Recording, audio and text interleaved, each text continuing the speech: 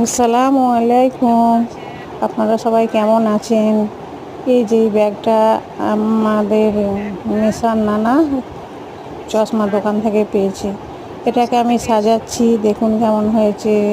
দেখুন মিশুর জন্য সাজাচ্ছি, আমার সোনা মিশুর জন্য সাজাচ্ছি। এই যে দেখুন,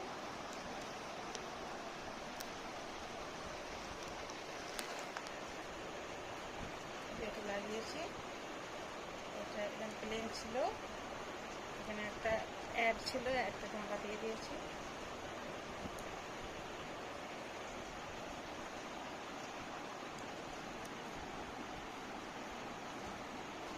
কেমন লাগছে দেখুন।